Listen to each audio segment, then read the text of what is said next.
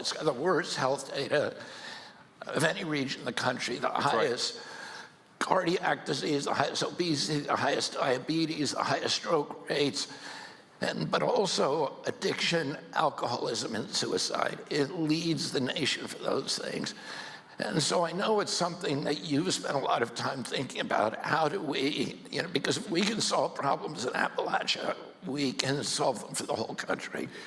Yeah, that's exactly right. And the public health stuff in particular is very bad. And if you look at where life expectancy has gotten the worst in the United States, Appalachia is sort of at the top of the list. And the way that I realized this, actually, so my dad died of cancer a few years ago.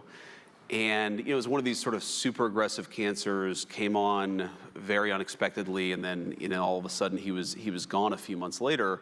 But I was talking with my wife, with Usha, about this, and Usha, she was like, have you ever had like a really important male figure in your life survive to the age of 70? I'm looking, and it's like, okay, my grandfather died at 67 from a very preventable illness, but 67 from a very preventable, very treatable illness. I think all of my aunts or all of my uncles, and not a single one of them that I could think of made it to 69. Maybe one of them made it to 70 or 71.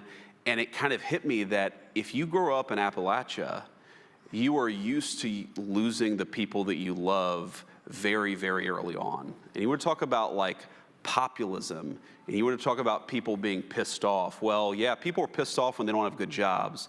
And people are pissed off when things disappear and move overseas. And people are pissed off when they feel like, other countries are being prioritized over the United States of America. And all of that is part of the populist resentment of the past 20 or 30 years in American politics. You know what really pisses people off? When they realize that their loved ones are dying much sooner than everybody else. And that is a big part of the story of what's going on in Appalachia, and why I think so many people in Appalachia feel left behind. I mean, my story, obviously, it's been, like you said, I'm like the golden boy. Things have just worked out for me in this really incredible way. I feel so lucky and so grateful for it.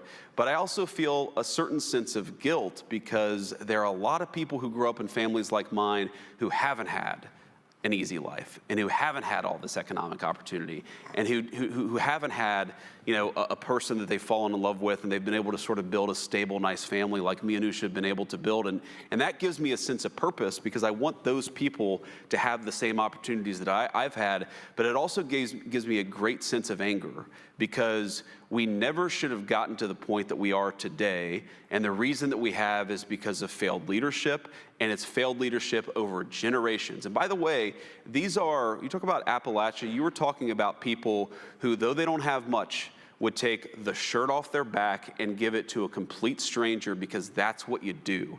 If you go back to America's biggest wars, World War I, World War II, Vietnam, which are the counties that filled their draft quotas with volunteers instead of with draftees? It's very often the parts in deep Appalachia where you've got grinding poverty, but you've also got this incredible love of country.